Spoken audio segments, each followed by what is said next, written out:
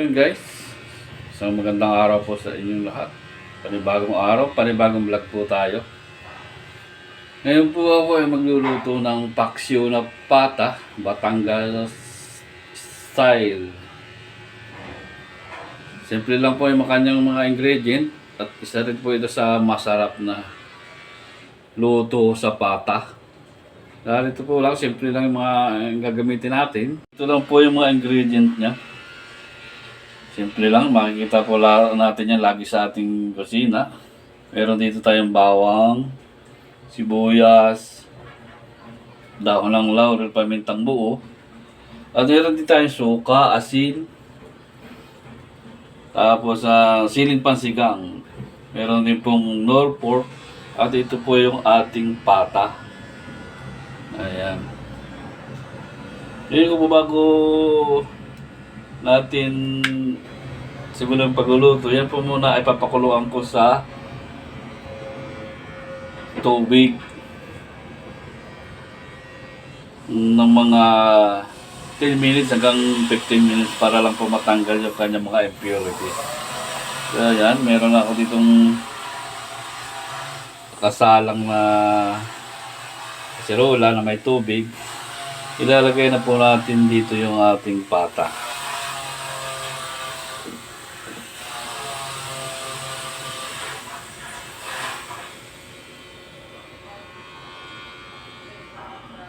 Yan na po, nalagay ko na sa ating kasirola yung ating pata. Tatakpan ko lang siya. Tapos buhayin ko lang po yung ating apoy. Pakuluan lang po natin siya sa hanggang 15 minutes. Balikan natin po siya mamaya. Ayan na po, tumukulo na siya. Ayan. Tatanggalin na po natin yung sa kasirola at hugasan po natin siya ng panibago para matanggal yung kanyang mga impurities. Patayin ko lang sandali ang apoy at ating aahonin na. Ayan. So ito na po yung ating pata na hugasan ko na. At ibabalik ko na uli siya dito sa ating pinaglagaang kanina. Ayan po yung kasirola, may tubig na. Ilalagay ko lang po dito yung kinugasan natin pata matapos pakuluan.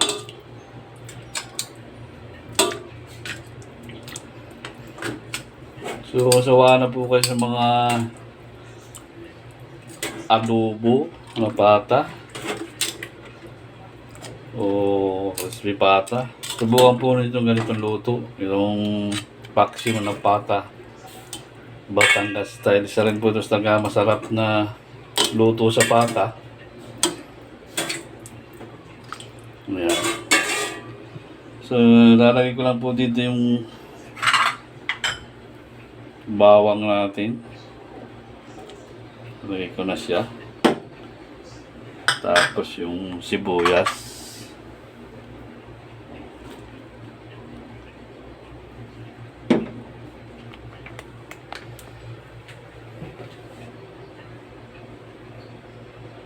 Lagay ko na rin yung pamintang buo. Ayan.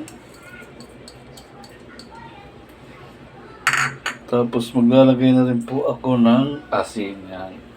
Kung kulang po yung asin natin, may tayo magdagdag pag malambot na siya.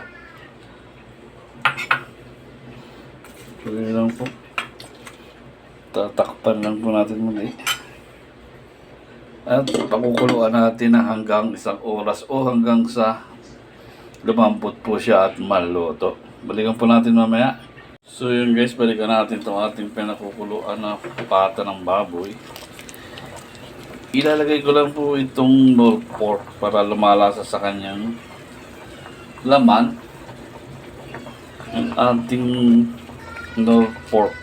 At lalagyan ko din siya ng pampalasa. Yan po ay magic sarap. Para nanonood po sa kanyang laman yung ating mga sangkap. So tatakpan ko ulit. At balikan ko mamaya pag malambot na. Lagyan ko po yan mamaya. Balikan natin ang ating pinalalambot na pata. Nalipas ang isang oras. Tingnan natin kung malambot na siya. Oh, okay na po, malambot na. Ngayon maglalagay na ako ng suka dito. Nakadepende po sa inyo kung anong gano'ng karami yung suka nyo. Yung asin. Sasabay ko na din itong dahon ng laurel.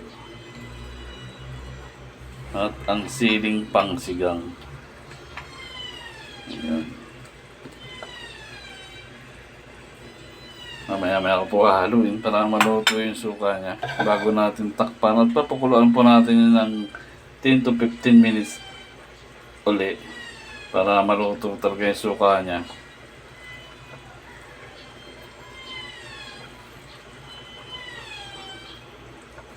So yun. Haluin ko na po. Tapos tatakpan para maluto yung suka niyang maigi. At babalikan ko po mamaya para timplahan ko ano pa yung mga kulang. So buksan rin natin. Tikman ko na po kung okay na yung lasa niya. At yung asim.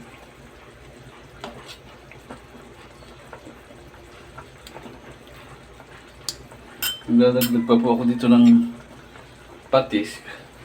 Medyo kulang pa sa alat. Kapag mga katulang karami. Kung kulang pa,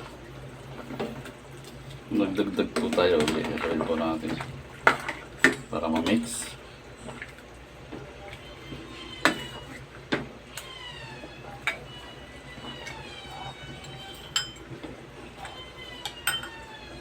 So, tikman natin ulit.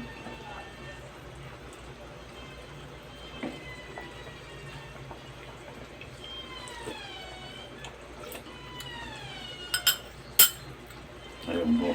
Yung asim niya okay na po. At yung alat. At malambot naman din siya. So ayan, luto na po itong ating paksiw na pata Batangas style. Ayan. So pagtayin ko na yung apoy. At ilalagay ko na po yan sa ating lagayan. So ayan na po yung ating paksiw na pata Batangas style. Ayan po. Isa rin po yung masarap na luto sa pata. Kung sawa na po kayo sa may mga sarsa, gawin po ninyo itong ganitong luto. Paksiw na pata Batangas style.